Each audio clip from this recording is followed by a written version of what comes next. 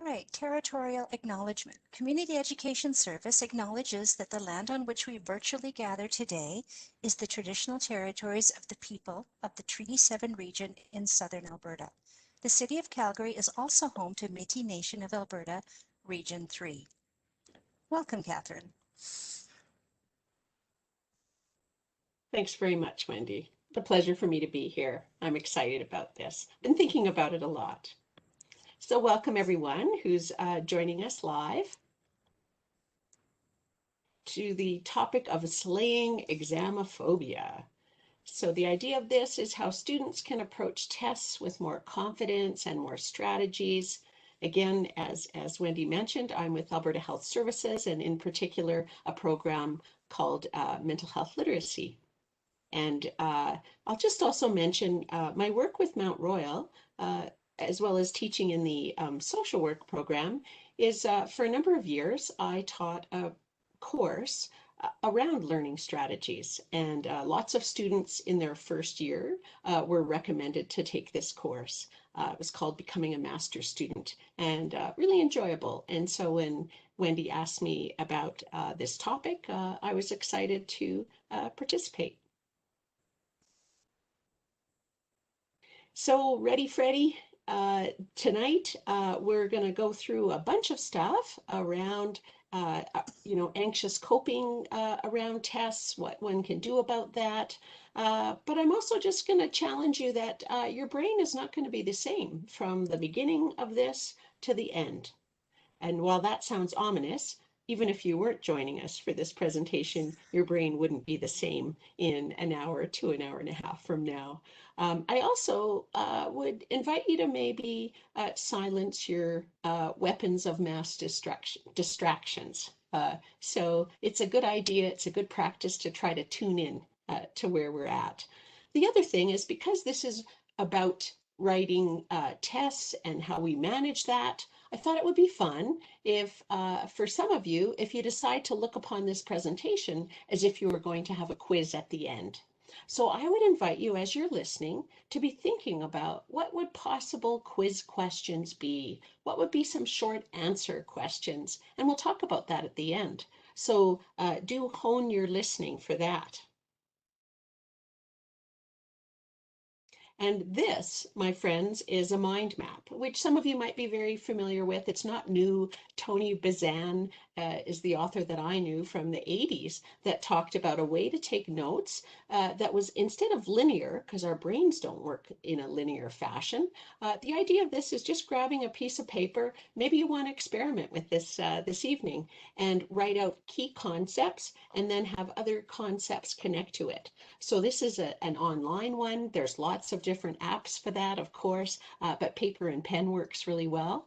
So you can see that's my outline for this evening.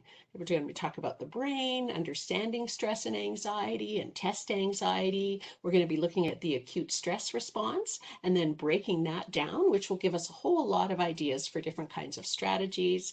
Next, I'm going to talk more specifically to parents about some ideas of how they can help their kiddos with dealing with this, and then also just challenging you for next steps on your learning. So you might want to try a mind map this evening as you're listening, or if you're listening to this later, a recording, feel free to do that as well. Another method of note-taking is called the Cornell note-taking method, and of course that came from someone from Cornell University. And quite simply, you take a piece of paper, you can leave room for a section title at the beginning. And what's important is 2 columns on the paper. So on the right column, make that bigger, about 70% of the paper. Leave some room at the bottom. So the idea of this is when you're at any kind of lecture, any kind of presentation, jot down some notes in the right-hand column. And then in this left-hand column, this is the part where you're engaging your critical thinking. So you're thinking of what, now what, so what? Or any questions you have, or maybe you're linking, maybe something I say reminds you of a YouTube video that you saw, or something else, or a different kind of book, or a different kind of teacher that told you a strategy. So that's where you start making all these kinds of connections. So the idea is that you're as engaged as possible. And then again at the bottom, that's where you're putting the summarizing notes. Now, what do I think would be the real grist to take away, the real key points for this presentation? So here I'm going to come online and you can see my messy office. Here's where we have to be upfront with you too. Examaphobia, I hope you notice the quotation marks around it. It's a bit of a tongue-in-cheek name for this presentation because it isn't a real disorder. And we hear the term all the time around test anxiety. In truth, you won't find that as being diagnosed either. It's not a real diagnosis to have test anxiety. And that shows us how much there is confusion around the terms we use around mental health, mental distress, mental problems, mental illness, mental disorder. So I thought we need to start there. We need to talk so that we know the language that we're using, so that we raise our literacy, which again is my day job with Alberta Health Services. So I'm going to make this bigger. So this is our pyramid that our team uses at Mental Health Literacy. And what it is talking about the different mental states where we exist. So at the bottom, it's larger at the bottom and smaller at the top to show that the hope is that we spend more time at the bottom. So the bottom is when there's no particular distress or problem or disorder. We're just going along. We might not be happy, but we're doing okay. We're managing life. We're doing just fine. The next level, the next state where we may be what we may be experiencing is mental distress. Another term for that is stress. So if we were at the chat box and we asked for a show of hands of how many people have experienced stress, let's say today or the last few days, I'm guessing all the hands would go up. So here's the thing, stress is a part of life. It's a part of life that happens where we need to react and change something.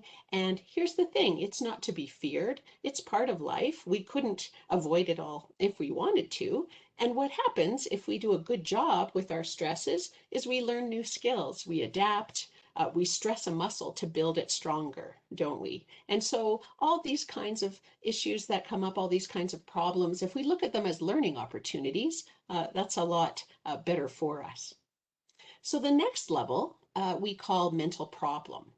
So how we define a mental problem is when there is a large environmental factor that for a time is outstripping our usual ability to cope. So this can be things like grief. This can be loss of income, loss of a job. This can be large environmental factor impacting us. It can be COVID. For lots of us, it's COVID.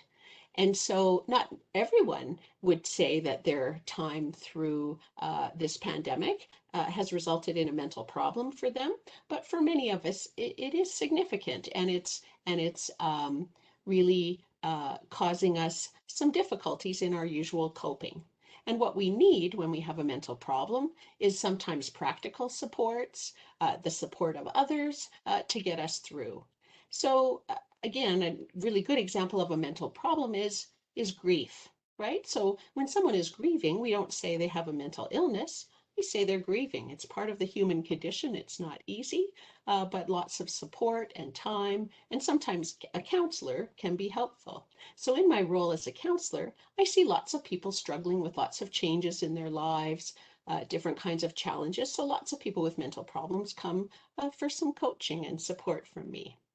So at the top of the pyramid, it's at the top because there's less people that have this, is mental disorder or mental illness. So it is an illness like any other kind of illness. It is a disruption in brain function where people are diagnosed by someone who has the qualifications to do so. They meet a particular classification. They have the characteristics, they meet the diagnostic cutoff. And why that's important is there is evidence-based treatment for mental disorders and mental illnesses. So the problem is when we use these terms all interchangeably, we're not so sure what we're talking about. And so therefore we may not have the right approach to support someone. So if we think that every stressor is anxiety, then that's very confusing. So we need to use the right words to clarify what we're experiencing, help other people understand that, be careful about our language. If we say that we have OCD because we like the dishwasher arranged a certain way, people who do have obsessive compulsive disorder don't appreciate that. Another thing to mention is that we can be in many of these states at the same time. So someone with a mental disorder, such as ADHD, may have the mental problem of losing their job. They may also have some distress because they have some conflict with their sibling, and other times they may be just fine, just playing a video game and feeling quite fine. Someone with schizophrenia may have the mental problem of being evicted. That would be a mental problem. They may have some distress, again, around a conflict in their family, and other times they're doing just fine. So another important thing to look at is mental health. Often we use the word mental health as if it's mental illness. But mental health is something that we all have, and it's something that we can all bolster and improve. And what it is, it doesn't mean that we're happy all the time. It means that we can meet the slings and arrows and the demands of life and go about meeting our goals and managing and coping. And so an important thing to note that somebody with a mental illness that's getting good treatment can have better mental health than someone who doesn't. It's not something we lose, but it's something we need to attend to care for.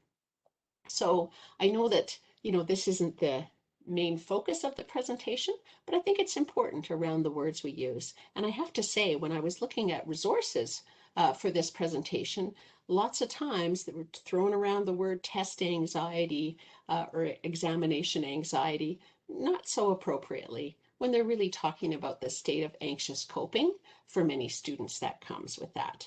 Now, of course, a student with, let's say, a diagnosed generalized anxiety disorder, it's quite likely that writing a test is going to be a real trigger for them.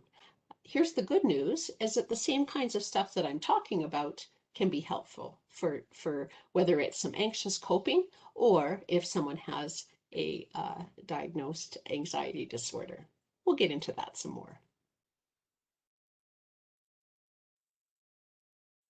So what we have here is a U-shape of relationship around arousal and performance. So on the left-hand side is performance, and then down at the bottom is emotional arousal. So actually, I'm going to have you look at this better. So there's a point where we are optimally aroused so that we can have our best performance. So if we're just kind of sleepy, we go into the ball game, a baseball game, and we're just so relaxed and sleepy, we don't do our best, right? Or if we're so highly aroused, we're afraid when we go up to bat and we can't even hold the baseball bat, we're not going to be do very well either. So the point is, people have different comfort levels, but we need to kind of find our peak performance level. So for me, for example, if I was too lackadaisical and relaxed, I might have forgot that I'd promised Wendy to come present with you, and that's not very good. Or if I couldn't even put two words together, if I was over aroused, that isn't so good. So we have to, all of us, find our place where we are optimally ready to go for whatever we need to be doing. So here, I think we need to pause and just talk about how amazing our brains are. And something that maybe we don't think about enough is how our brains are always trying to please us and to protect us. Now, sometimes in the efforts to protect us, it might work well in the short run, but not in the long run. But I'm just going to give you a little exercise right now. And this is something that I learned from Marissa Peer. And just to give you a little taste, a little experiential feeling of our amazing brains. So you notice the lemons. You might be thinking, why is there lemons instead of a picture of the brain on this slide?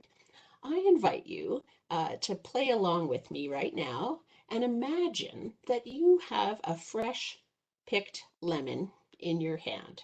Just look at how beautiful it is. And you might even have a better experience if you close your eyes and imagine that lemon right in your hands. Now imagine smelling that lemon. Nothing smells quite like a fresh lemon. Now imagine that lemon is sliced And what I'd like you to do is take a bite, a big bite of that juicy, juicy, sour lemon. So imagine all that lemon juice filling your mouth right now, filling up your mouth. Wow, that is quite the intense experience. All that lemon juice in your mouth. Just taste that lemon. And now I invite you to notice if, having done this, if you're playing along, if you now have more saliva in your mouth. And I don't know, Wendy, if anybody's in the chat box saying they notice that they have more saliva in their mouth. But isn't that fascinating that your brain can respond to that imaginary lemon and say to the saliva glands, hey, we need to deal with all this sour juice. We need to get some more saliva here to deal with all of this lemon. Did anybody Yep, find? Catherine, people are saying they do. They Yeah, definitely have more saliva in their mouths. it's kind of a weird thing to talk about saliva, but it's a quick little example of how our brain is just trying to anticipate and protect us and help us. It's like, oh, alert, we got to deal with this lemon juice, even though it's an imaginary lemon. So simple and yet fascinating, I would suggest to you. So let's relate this then to our physiological reaction when we identify a threat. And the threat can be real and the threat can be imaginary, and the brain makes no differentiation, just like if that lemon was real or we just conjured it up in our minds. So this poor little fellow is having all kinds of fears, registering a threat, and the cascade of signals goes to his amygdala. It's kind of like the fire alarm in the brain going, danger, danger, we need to respond. The different hormones, the cascade of hormones happen. We got to get moving here to protect little Jimmy. What happens? Increased heart rate, right? Dilated pupils. And we start breathing in a way that's called prey breathing. So not prayer, but pray. As if we're prey, it's going to be shallow breathing and fast breathing. So let's say the bear can't hear us, right? That's what happens. We might be perspiring. Our stomach might get upset. Now, why do you think your stomach would get upset when you're having this kind of reaction? And I would suggest it's because it's not important for your survival, right? And so that kind of good digestive process gets turned off because it's just not important in survival. And so it's so much more of an immediate reaction for dealing with this perceived threat. Sometimes our thinking is confused, right? Our prefrontal cortex is impacted. So that's a problem, right? We can feel shaky, we can feel restless, and this will prompt us to fight or flee or freeze or flock. Now, flock doesn't get talked about very much, but that's the idea where we check people around us, say like, oh, do they see the threat too? And so I'll pick up on that point later. But yeah, that's going to be that reaction. And what happens with an anxious reaction is that may cause us to avoid and to withdraw. And that's a problem that we'll talk about. So here is an acute stress response. So again, on the left-hand side from low to high is the arousal level. And what happens over time is we have this response and we're highly aroused. All those kind of systems kick in. That's our sympathetic nervous system. But guess what? We also have something quite naturally called the parasympathetic nervous system. So that kicks in and and our stress resolves and we do fine after a time. Now, the tricky part is if we avoid and withdraw, what happens? Now, I am going to try to annotate here. We'll see if this will work. Okay. Let's just try. Okay. So what happens if, let's say I'm a child and I'm really worried about a test. And so my arousal level is going up and I'm like, I don't think I can do it. So that you see that line at the middle that says time, that would be the time of the stress. So I'm going to tell my mom that I have a stomach ache and I'm not going to go. Okay, what happens with avoidance and withdrawal is it's pretty good in the short term of relieving our arousal level. But then let's say what happens, uh-oh, the test gets rescheduled. So here we go. We're going to try this test again. And now I'm feeling even more highly aroused and anxious because of avoiding it last time. So I make up another excuse or I skip school or something and oh, I get out of it, right? So let's say our parents kind of talk to the teacher and you know what, this is no good deal. You have to write this test. There's no more getting around it. So what happens this time? Let's say the person does follow through, but oops, that didn't work. We try again. Pen tool. Okay. They're going to go and be so much more anxious. This time they have to write the test. But what's going to happen is it's going to take them a lot longer to recover after it because this part here is called habituation. So they're more highly aroused. And what happens when we're really highly aroused is that's not when our best thinking happens, right? The prefrontal cortex is offline, and it takes us a lot longer to kind of get recovered. So that's a problem. Um, and let's see if we can erase this. Yeah. If we go to the next slide, will those lines stay? Okay.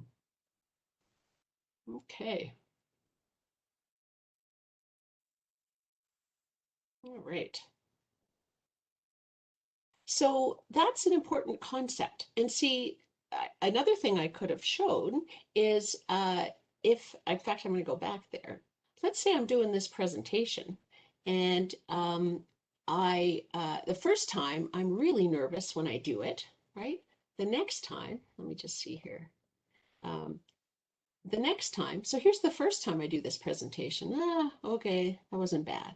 Then the next time, maybe it wasn't so bad, maybe this time. And then, we challenge ourselves again, and it's like this. So that's the important part. And maybe we would still want some arousal level. I would never want to like not care and forget to show up for Wendy to do this presentation, but maybe I'm not as nervous as the first time.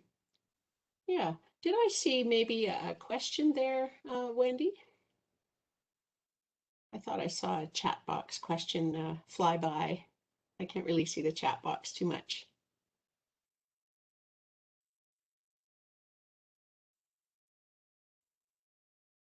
Oh, hi, is there a problem? Oops. Oh, okay.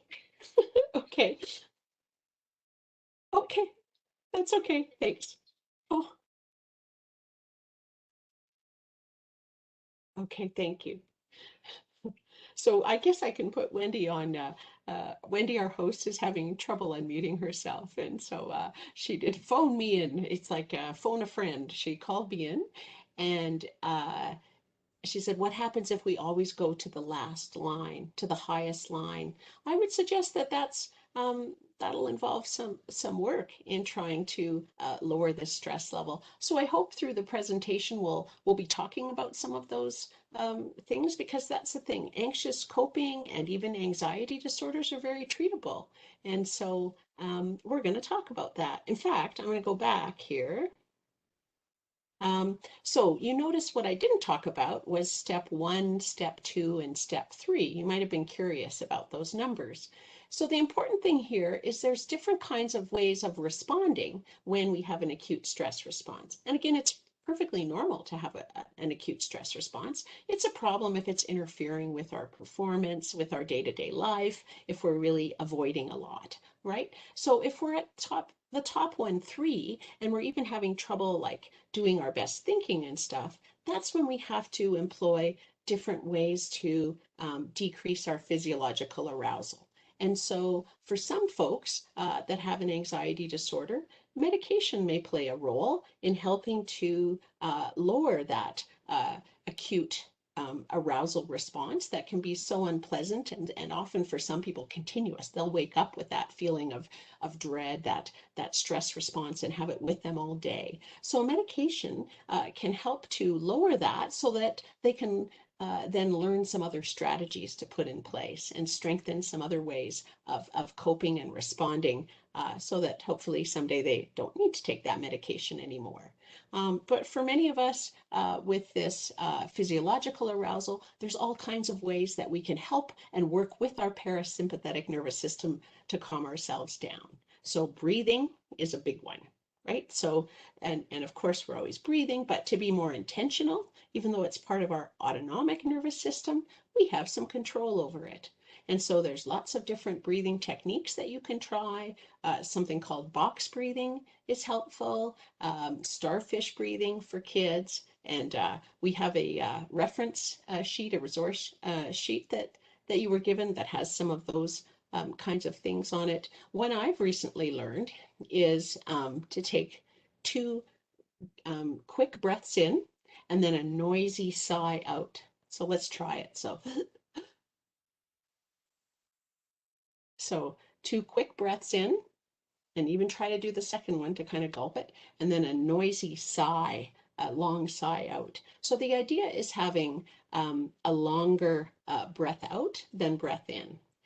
What else helps? Think about that physiological response. If somebody's wanting to fight or flee or freeze, that's really physical, right? So movement can really help people. So getting movement, because I remember there's that restlessness. If you can move, that's a great thing. Another one, why not? Let's just do it. If you are in a place where you can stand up, and let's do something where, just a second. Hopefully you can still hear me. I am going to do something really sophisticated. I'm just going to ask you to shake your hands, shake your legs. It's very, very therapeutic to just, there's the Raffi song. You can do it with kids to shake their sillies out. But this is a really, really good thing to do to lower your physiological arousal. And if there's a part of you that's realizing that maybe you're looking kind of silly, and that's okay, that's even better, right? So just give yourself a really good shake. Shake off the day's stress, give it a good shake. And for the sake of this presentation, we'll do it a bit shorter, but I would suggest you can do that for a good 5 minutes plus and feel a lot better.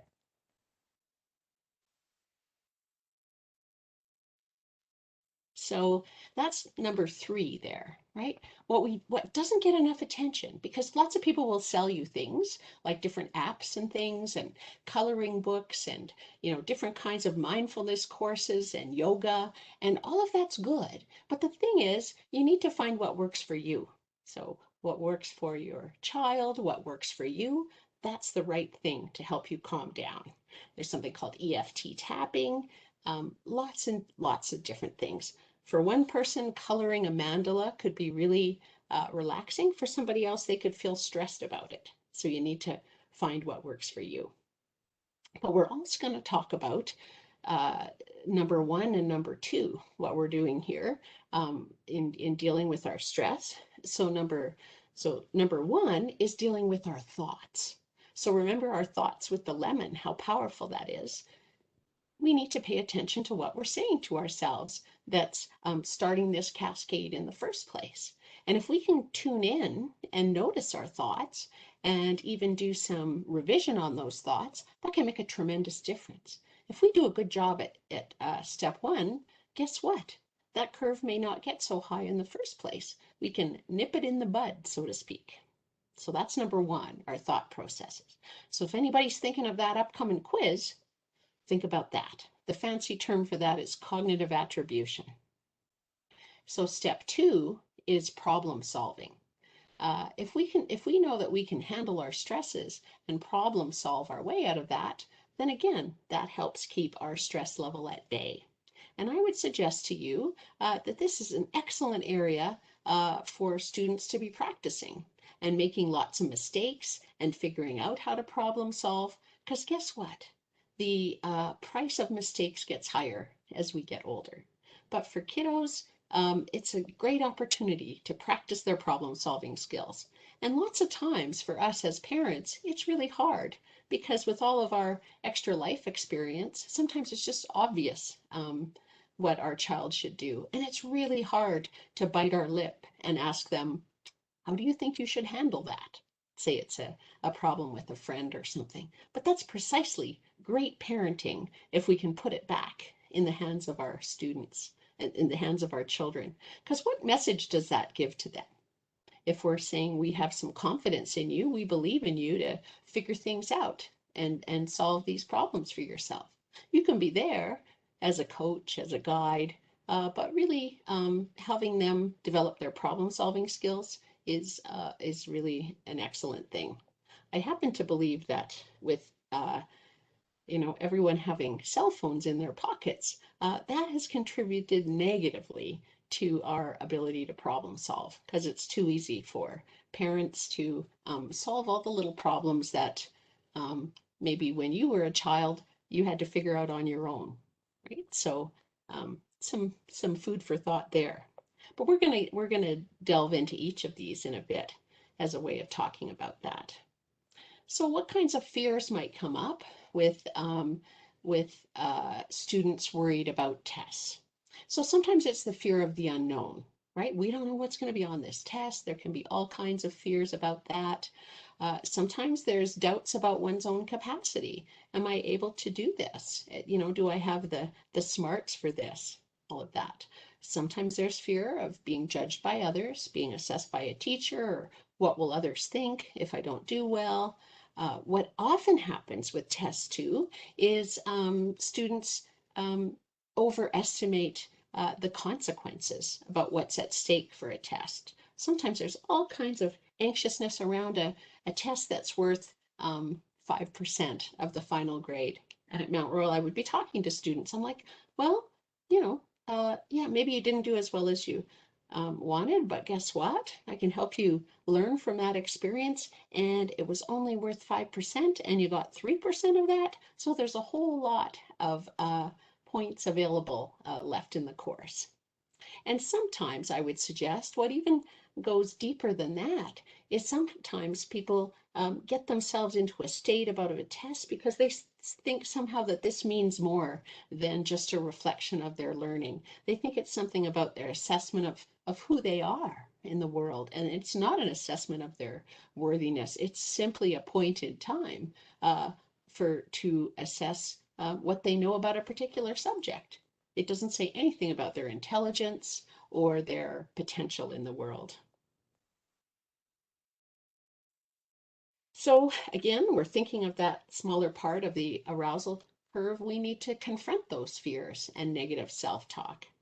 So again, I work with this a lot with clients, and the litmus test is also capturing those thoughts because sometimes they're floating around in our minds and they feel too real when they're not. They're just words and pictures in our heads. So if they capture that thought, I ask them to say, is this thought helpful and is it true? And if not, it needs some revising because we just don't have to believe everything we think. And sometimes our first thought is not our best thought. It needs some revising. So when I worked with children, we showed the film Boundin from Pixar. It's a delightful little cartoon, and this sheep gets sheared and is feeling quite self-conscious, and complains to the other character, the antelope or something, that the other gophers laughed at him because he was pink. And he said, you have a pink kink in your think, right? So we need to change how we think, and that makes all the difference in the world. Um, and I'm seeing some typing up at the beginning yeah. Okay. So then common thought distortions, what that's about is, this comes from cognitive behavioral therapy, but it's a fancier way of saying a pink kink in your think. right? So sometimes people get caught up in all or nothing thinking, and you'll notice how they're talking that way. They'll be like, oh, it's all ruined now. Everything is, my whole course is blown. University's done for me. And you talk to them a little bit more, and here it was a little quiz or a little test. Catastrophizing also fits in there. So it's like globalization, that everything has gone wrong, right? Overgeneralization, same kind of thing. Shoulds and ought tos. Sometimes people are really hard on themselves of what they should have done. The problem with that is it just feels like such heavy pressure, like they're not meeting up. So it's like, I could have chose differently. However, here we are. I have today. What I can do today, how I can move forward, is much more helpful than saying should.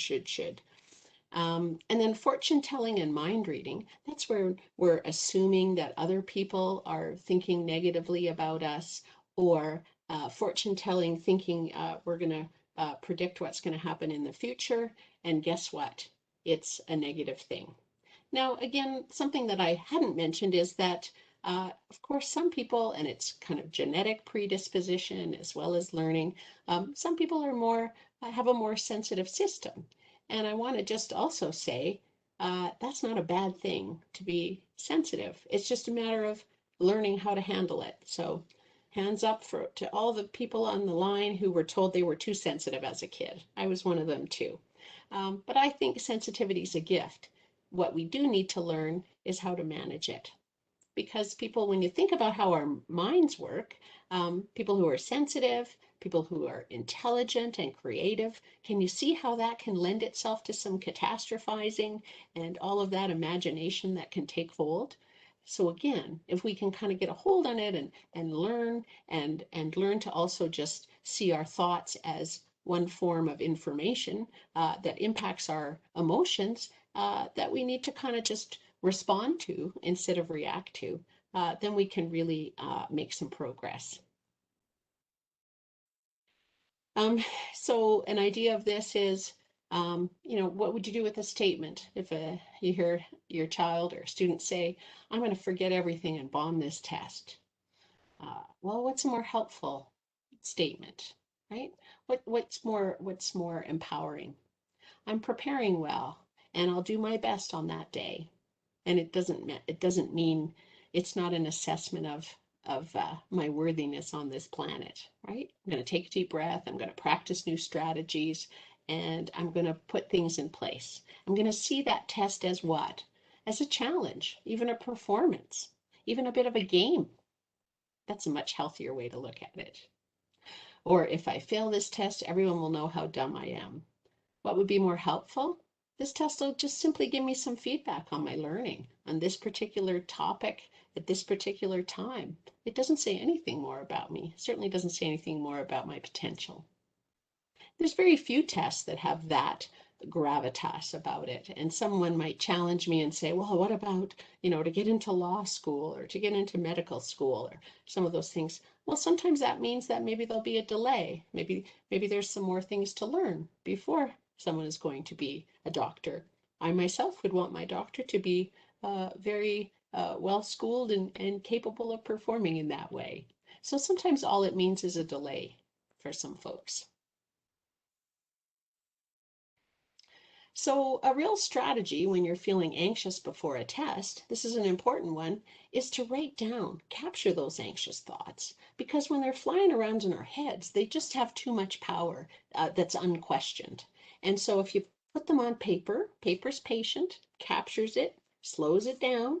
You can look up on Anxiety Canada, and they've got all those lists of stuck thinking or cognitive distortions, and go, oh yeah, okay, now I see that. That's an over exaggeration. Wow, right? Okay.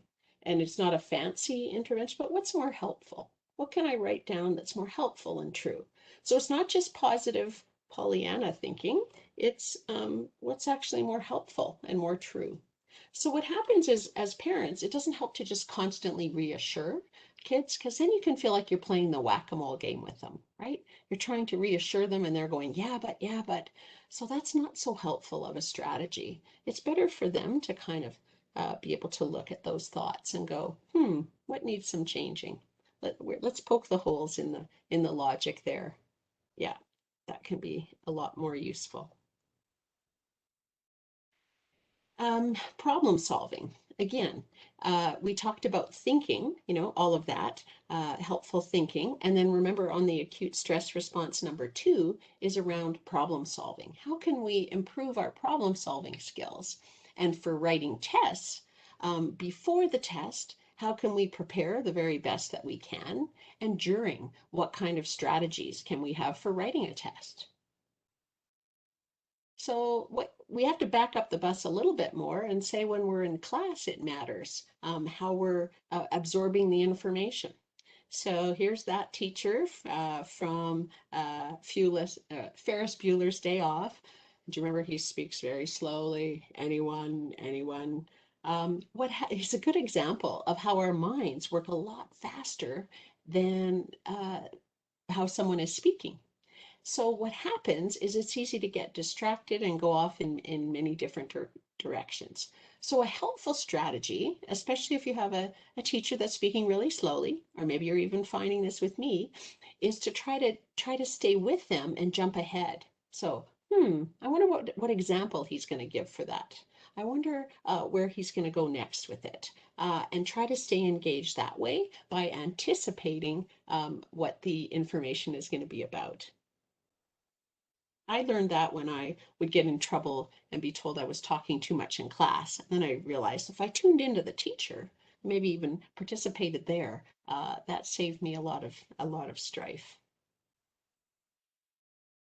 It's also important if you have a test coming up to ask about it. It's quite okay to ask the teacher what it's going to be about. This poor fellow thought it was going to be about Play-Doh instead of Play-Doh. So ask, what topics are going to be on. Is there some kind of study guide? What's going to be the makeup of the test? Is it open book? Is it multiple choice, short answer, essay questions? Because that will make a difference in how you approach the material and how you study for it. And that's absolutely fine to have some clarity around that. And then note taking, again, I mentioned the Cornell method. Maybe some of you are trying that out right now, or mind maps. And again, when you're taking notes, when you're engaged, ask yourself lots and lots of questions. How does this relate to other things I've learned? How can I fit this knowledge in? Because again, this is working with our brain's power to make connections and make sense of our world. Can you think of some other examples? Can you think of some good questions where something doesn't fit that you can ask the teacher? This is an important graph. I've shown you lots of graphs. It's probably the don't do. Um, but here's the content retrieval over time. So again, the sad thing is we can take in information and then very quickly we forget it all in the days and weeks that happen. So that's really discouraging, isn't it? How much we forget. But the good news is that's not the whole story. Because what happens if we have a series of reviews is we can keep that going. If we just do a quick review and on a regular kind of basis, we can really keep that up and actually help to push that information into long-term memory. So it's not a fancy. What it is let's say you've got your notes, even if you take 10 minutes, 5-10 minutes at the end of a class, the end of a day, and you're looking through your notes quickly, that's fantastic.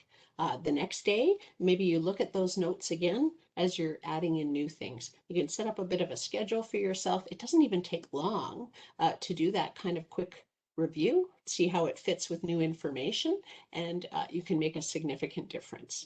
So here's the thing, you can study smarter instead of harder. And so that can make a huge, huge difference.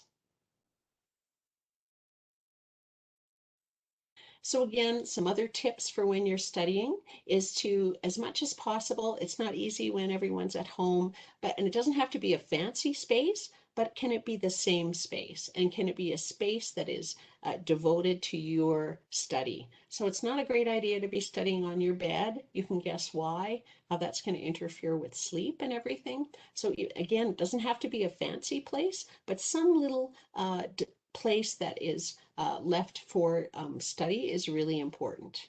And again, the quick reviews is really, really, really important. And sometimes people say, "Oh, I can be on my phone and looking at social media or have the TV on as I'm studying." We are really not good at multitasking. In fact, no one is. People think that they are. What they do is some people are better at switching back and forth really quickly, but that's a lot of cognitive load, and it really does work against your ability to really learn and absorb information. Another technique that is so important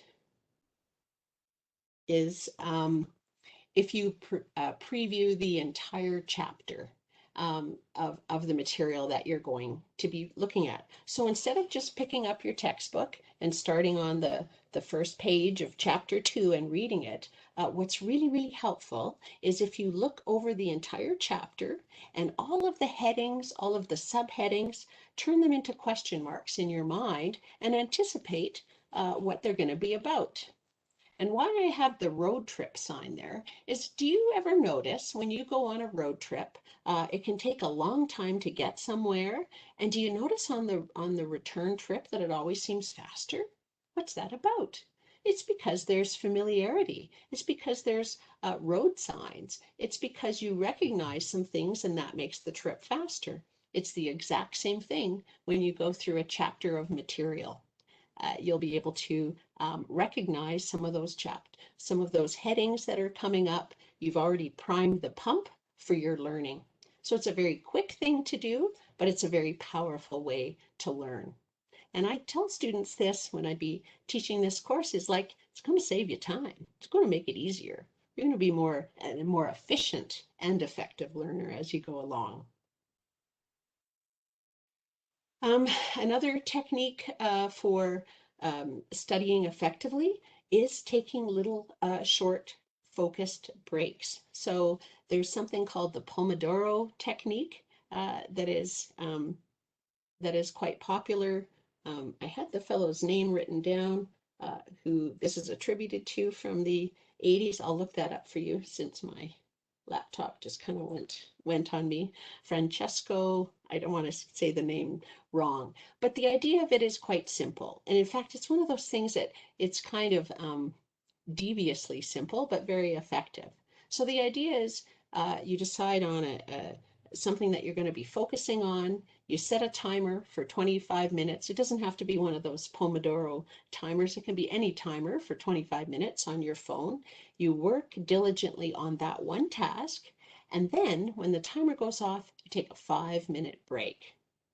And then, and what's important in 5-minute break is don't just scroll on your phone. Get up, move, look outside, have a drink of water, have a real break from it. And then after 5 minutes, time the 5 minutes again, away you go. So then after maybe 4 of these times, then you take a longer break, 15 to 30-minute break. And that will really help in the learning. And so, I think you've probably all had the experience if you've ever had to kind of memorize a list and there's the primacy recency effect. Maybe you'll remember the first thing in the list and the last thing in the list. When you think about it and you break it up a lot, that's also helping your memory in it because there's more of those first and last little bits that you're reviewing. So I'm interested if anybody uses this kind of technique, and hopefully we'll be able to have a good conversation about this. It can really, really help with procrastination too, to be just going in like that and having meaningful chunks for that. Sometimes people will say, well, I just don't have a good memory. That's my problem for tests. And so I just can't memorize. Well, and unfortunately, memorizing isn't the best kind of learning. And lots of people say, well, why do we even need that now when we can Google things and stuff? But maybe, the thing is, it's not that people have a bad memory, it's that they have an untrained memory. And so there's all kinds of resources out there, many of them which are free, which help you in learning to use your memory better. So one of the most common ones is clustering of information or linking of information and using your imagination. So let's say you want to learn someone's name. You can associate, let's say this person's name is Sarah, and you have another, and you know another Sarah, maybe you tune in at their face and you imagine them together, so that you remember the Sarahs. Or you can be very creative when you're looking at lists, and it's really helpful to link it to something that you're already familiar with. So again, the idea is, if you know, if you have a list to 10, let's say you have to remember things in the right order, you remember certain words like one bun, two shoe, three tree, and then whatever those other words are, you connect them in creative ways. So let's say the first word, maybe it's a list of prime ministers. So maybe it's Justin Trudeau, working backs. So you're going to imagine Trudeau with a great big bun on his head, big hot cross bun, making a speech about Easter or something, right? And then two shoe, the prime minister before him, Harper. We're going to think about Harper with having really big clown shoes.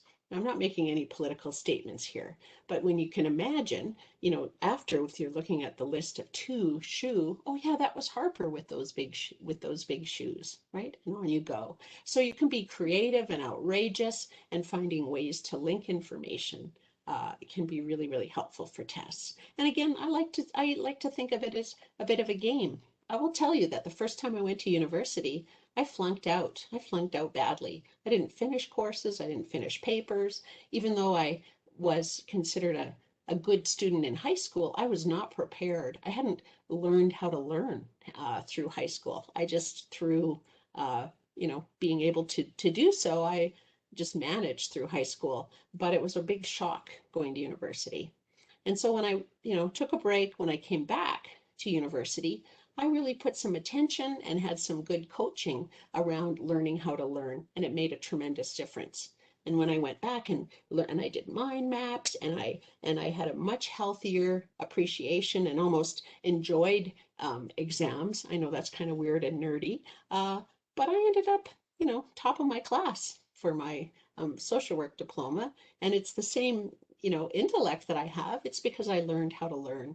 So I think this stuff is really fun, and you're all capable of learning more about how to learn. Practice tests are important. So again, as close as possible to actual test conditions is practicing, because that's important. Sometimes people don't know when they should quit studying. They think, I think I know this stuff, because it all kind of sounds familiar, and they overestimate how much they know. So if you can practice, if you can teach someone else, if you can show that you can demonstrate the learning and apply it, then you're going to be feeling a lot better around your ability to be ready for that test. Catherine, I just want to let you know I'm back in. So Okay. sorry about that. WebEx must have been doing an update. Okay. So I'm back in. Here. So if you did not receive the handout, please pop me an email in the chat box and I'll get those handouts to you right now. Sorry about that. Okay. And is there anything else that's maybe you haven't had much of a chance? Is there? I mean, I don't have that much more to go. Maybe we'll have a good Q&A Yeah, shortly there here. are definitely some questions here. I'm Okay. now Good. unfrozen and I can ask you those Okay. questions whenever you're ready. Awesome. Awesome. Okay. How about I'll just kind of run through this, and then we'll maybe have some time. Boy, I've been talking for a while. Hey, it's almost 7:30. So again, test time. Here's a few strategies. Remember, we're on this problem solving number 2. We had done number 3 around bringing down the physiological arousal. Number 1 was working with our thoughts. And this number 2, problem solving, there's real strategies around how to take tests. And so a real important tip is to read over the entire test first. And I wonder why you should do that. First of all, you can check, maybe you've got the wrong copy and you've got 2 pages of page 3, but it's really important to know that maybe at the end is 2 long answer questions worth 60%. You want to be able to budget your time for that. The other thing, if you read the entire test over, is it just kind of warms up your brain so that you're looking for different kinds of information that might be contained within the test. Because sometimes, for your essays, there's questions written, there's multiple choice questions that have some nuggets of great information, nuggets of gold that you can actually use when you're writing. Just like, oh, I couldn't remember the name of that emperor. Well, there it is in the third question in multiple choice. So again, plan out your time. Look at it as kind of a game, as kind of a strategy game of where you need to spend your time, and away you go. And of course, there's more information and some of the resources we shared with you that talk more specifically about multiple choice questions. I think there was a question, Wendy, that I know that came through before we started that you mentioned about strategizing for multiple choice tests. Again, watch the qualifiers, watch the words that are all or nothing, right? Or never kind of thing. It's like, oh, I already know of a exception to that. So if you read a multiple choice question, the first thing you should do is think of the answer yourself, right? Think of the answer before you look at A, B, C, D. That really helps you kind of look for that. And then cross off the ones that can't be true, right? And then look at what's left to make your best guess. And again, there's nothing wrong with skipping something and coming back to it, because you do have to kind of watch your timing. So plan out your time when you're writing a test.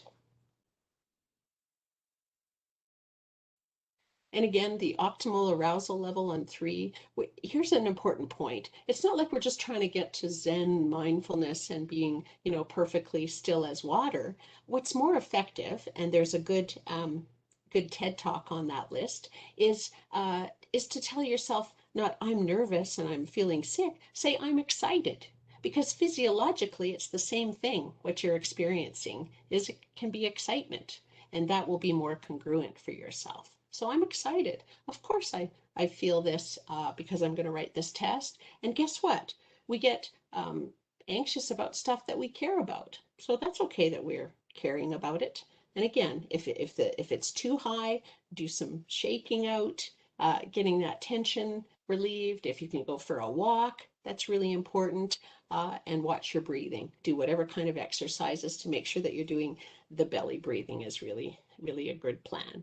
Another thing I'm going to mention, when you're studying, it's really important to take those breaks for your vision as well. So on those breaks, not just on your break for the 5 minutes staring at your phone, the very best thing you can do for your brain, if you can, is go outside and look at the horizon from left to right, right to left. That is just salve and refreshment for your eyes and for your brain. So again, calming techniques, the horizon view, combining it with helpful self-talk. It's like, I don't have to be perfect. I'm just going to do my best. I'm bringing my best. I'm thinking of this as kind of a challenge and a game and an opportunity. And maybe some helpful self-talk you can also think about some of your favorite sayings that calm you down. So I remind myself I'm a work in progress. I don't have to be perfect. I can be brave and afraid at the same time. I learned that one from Brene Brown. I can calm myself. I got this. And please add whatever you find to be helpful to tell yourself. So again, we can't underestimate the basics of good health. Don't we all feel worse if we haven't had a good sleep? But here's the other thing. When we're talking about learning, sleep is essential. And so when we talk about neuroplasticity and stuff, and remember when you saw the graph about forgetting, information, our consolidation of information can actually go up before it goes down. And that can happen when we're sleeping. So all of that, you know, neuroplasticity and all of that's happening when we're sleeping. So that's just so important. So forget the all-nighters. That's not going to do you a speck of good. Have that study schedule set out, have a better night's sleep, and you will do much better on that exam. And again, movement is important. Movement tells our brain that our behavior matters. Nutrition, I'm not a dietitian. I won't give you long lectures about that. If you're upset, again, your stomach's upset, think about, well, what can I manage? Maybe you don't want to have a big full pasta meal and carbo load right before a test or something. That might be have you feeling sick. So tune in, what would be helpful. Some protein is always a good idea in whatever form, um, and uh, and have something that you're tuning in and listening to your body to take something that you can find that you tolerate. So I was going to do a slide on procrastination, but I didn't get around to it. It's a really corny joke. I was playing on my phone. But what I will say in all seriousness is we need to look what's underneath procrastination. So for some people, it's perfectionism, right? They can't do something perfect. It's hard to start. For some folks, there's other things going on. It's almost can be a self-handicapping. If I don't give myself enough time, then I always have the excuse that I didn't do my best. Sometimes it's overestimating how unpleasant something will be, or just really being not very accurate around time. So there's all kinds of tools to help with that as well. One tool that I like is to kind of just write it down, have a chart, estimate how long you think something's going to take on a scale of 1 to 10. How unpleasant will this be? And then do a little scientific experiment. How did that work out? Right? And lots of times we overestimate how unpleasant something will be. And like that wasn't bad. It can be anything. You can be doing the dishes. Ugh, that pot looks gross. I think that feels like a 7. Well, let me just do it. You know what? There was no big deal. There's a 3. I'm good. And I feel so good that it's done with. So something around estimating time is absolutely something that we can improve upon. Another really good technique is doing kind of the hardest thing first. Whatever we resist, take a bite out of it. Right? It's the starting that's often really hard for procrastination. So if you can just take a bite out of something, we got to break big projects down into little bits. So that term paper might feel overwhelming. Well, maybe I can just kind of start with researching a couple of good articles for it. Maybe I can spend the next 20 minutes, writing ideas without editing anything, just to get something on paper, because that blank piece of paper is intimidating. So again, taking bites out of it is really important. And again, just a word to parents. Again, if you can help with ensuring that there is a dedicated space for learning for your children, that is fantastic. Here's another important one. Don't rescue your kids too quickly from struggling. I was talking to a teacher the other day who said, she's teaching her class online and she hears the parents yelling out the answers. It's not Jeopardy. It's let your kids try to figure it out, because that can really result in learned helplessness, right? We gotta let kids figure things out. We can support them, but we don't want to do their work for them, or rush in so that they don't experience any discomfort, because that's where they're going to learn. So encourage them to be taking some risks, to be setting some goals, and to be working things through. So that whole growth mindset stuff that I think many of you are familiar with, Carol Dweck is the psychologist who came up with those terms. And it's really important. That's another thing around, we don't want to be praising our kids. Oh, you're so smart. You don't have anything to worry about. They might be worried about keeping up that face of it. It's much better to be talking about loving learning and demonstrating that yourself, and having internal versus external motivation. So one study I was reading about was where they took these kids who just enjoyed drawing, uh, and they started giving them gold stars. And then they kind of dropped off giving them gold stars. And what happened is the kids then, stopped drawing as much, because the external motivation kind of took it away from their just love of drawing, from their internal motivation, which is kind of sad, I think, right? So if you can kind of encourage and follow the passions of your kids. And how do you talk about when things don't go right, right? Is it like a catastrophe, or is it like, oh, I made a mistake at work, but wow, I really learned from that? Because how many of us really have learned and grown more when things don't go well, or we've made an error, than when we don't? So that's my dog Gizmo at Nose Hill Park. running along, doing a face plant. I just happened to snap the picture. He got up happily running along a minute later. So for me, it's a little reminder that we can all have some slips and falls and be okay. This is a slide that's just to really acknowledge the time that we've been having through this pandemic, that it isn't a smooth process. So here's the emotional lows and highs that typically occur following any kind of disaster. And when I think about this and when we taught from it, it was often thinking of like floods and fires, but also for the pandemic. There's a time where there's impact. There can also be like an heroic and a honeymoon phase where people are banding together. And then there can be a significant time of disillusionment. People are tired of the struggle. Anniversaries can come, different triggers can come, different people's experience of it. We have stuff to work through. But what can happen, which is really important, is if you notice the reconstruction, we can learn when tough stuff happens with us and we can work through it. And there's such a thing called post-traumatic growth. So I would suggest even the shift for learning online, the upset of what's happened in, for schools and all of the breaks coming back, when schools have had to quarantine and stuff. I don't, we shouldn't be talking about it as these kids are, never going to get that back and, it's, having such horrible effects.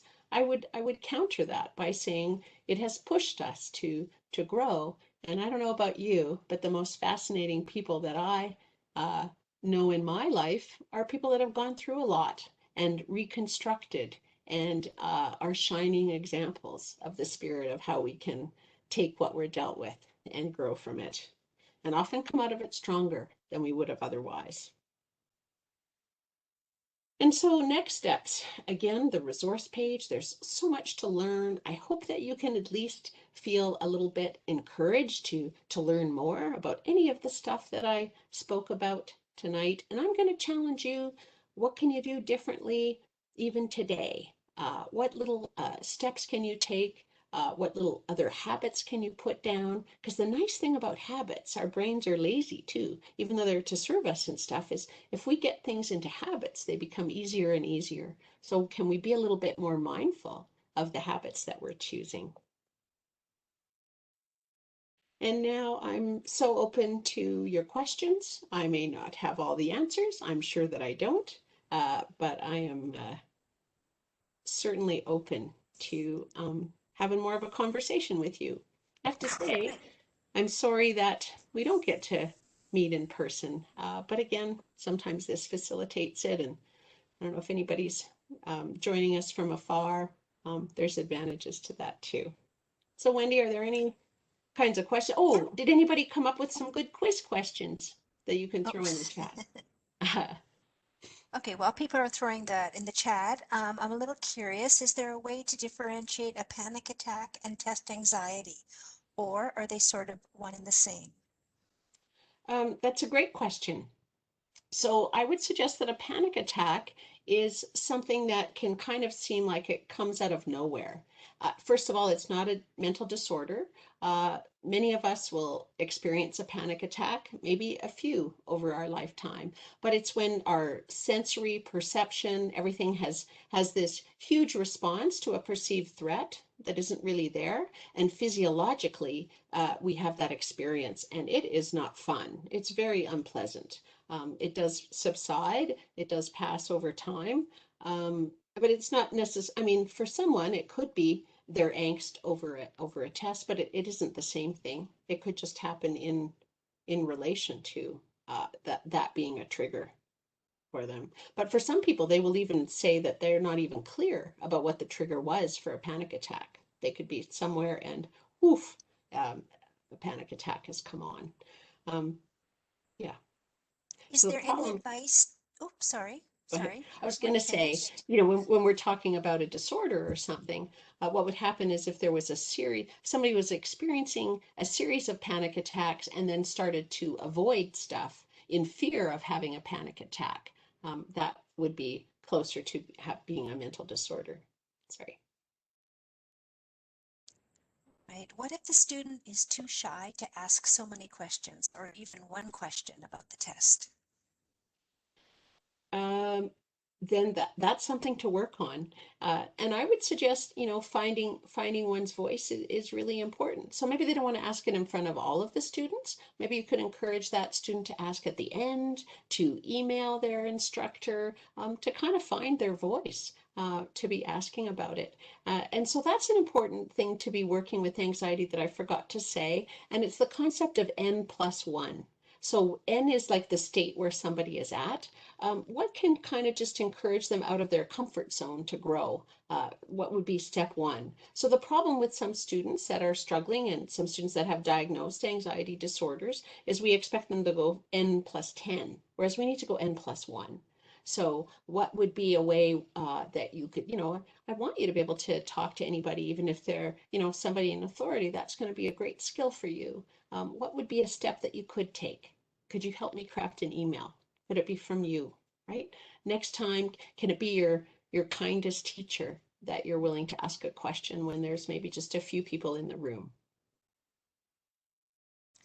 Right, we've And got another thing. How should we deal with blanking when the test starts and freezing up or forgetting everything we've learned? right. There is a reason And to say and and and part of that is people talk themselves into that, like I'm going to blank out, I'm going to do that. Again, our mind is going to kind of follow along with that. So again, I would suggest, a lot of the calming strategies, a lot of the overstudy. If you can go into the test with the plan, the first thing you're going to do is write down the stuff that you're most worried about forgetting. If you've done lots of practice in test conditions, where you have to be able to deliver that information, that can really help. And again, to not catastrophize, to have a deep breath, that this will come through. I'm going to read over the entire exam. There's going to be some stuff that comes back to me.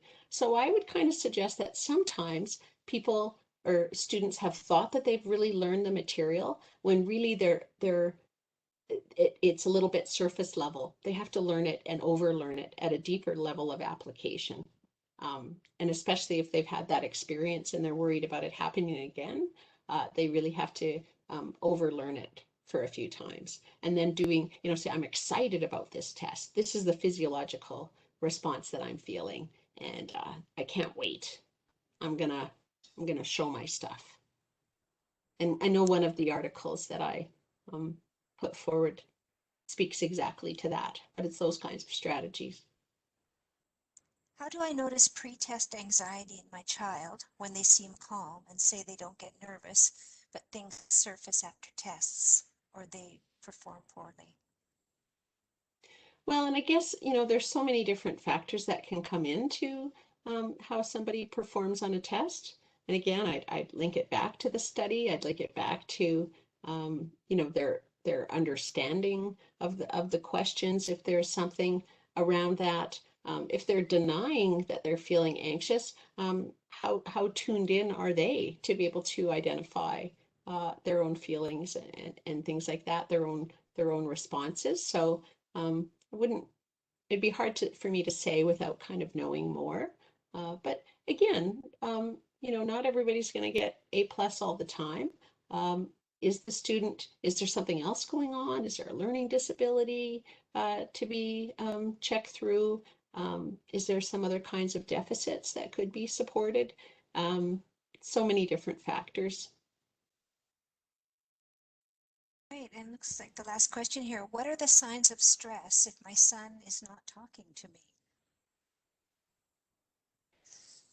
Um, there's so many different signs, and again, that's a hard question because we don't know the age and stuff. Certainly younger kids, well, and older too, will show it in their behavior. That might be their language. It's important to kind of know a child's baseline too. Are they acting very differently from how they usually respond? Are they really withdrawing and avoiding? You can express some concerns. How are they functioning in various areas of their lives? Are they still participating in school, or are they skipping out on that? All those kinds of factors are really important. Um, do you see them enjoying themselves in different areas? So you'd have to kind of take in the whole picture and express concern if you're concerned, and maybe have a consultation with your family doctor, with the school counselor, with Access Mental Health if that's appropriate if you're concerned. All right, actually, here's another question. Are you concerned at all with the kids born in 2018, 19, and later that they will have troubles with how to take an actual test because provincial testing was taken out when these kiddos were in grade 3, then COVID, many of them have never taken a multiple choice test. Yeah, it's something to learn. There's different kinds of assessments that different schools do. I would suggest that they're, through their academic lives, they're going to have different kinds of experiences and different kinds of tests. And that surprises me that they haven't had any kind of multiple choice test because that is a different kind of test to learn. Just like I would suggest students that have open book exams, sometimes with more online learning, more students are doing open book exams and they discount how challenging that might be because it's time limited. So for an open book exam, they'd really have to, have their marks or have stuff well planned, have a good understanding of that information. That's one that worries me even a little bit more than multiple choice tests. But there's good articles and stuff around strategizing for multiple choice tests. And so, again, I would suggest no need to be overly concerned if they're at a school where they're not doing a particular type of test, because I would suggest over time they'll get that experience and opportunity. Right. Well, thank you, everyone. We've got a lot of comments coming in. Thank you so much for sharing your knowledge. My 12-year-old daughter also watched, and we both gained some valuable information. Excellent presentation. Both my second-year university daughter listened and also grade 10 daughter. Very useful information and well presented. Thank you, thank you, thank you. Oh, another multiple choice question coming in, but we're just going to have to oh, thank you for letting us know that exams do not define a person's worth. They are more about applications than aptitude. Absolutely. Yep, thank you, Absolutely. Natu, for that. You're a gold star contributor at each session, Natu. Thank you for that. Thank you again, everyone. And we will be sending out a recording of this link, a link to this recording, excuse me. And oh, thank you. This will help for my chemistry IB exam at the end of the month. Nice, good. So we will send out the recording link, and also this session is being rebroadcast Wednesday at 11 a.m. Thank you, everyone, and thank you, Catherine. Have a good evening, everyone. Bye-bye. Thank you, Wendy. Bye-bye.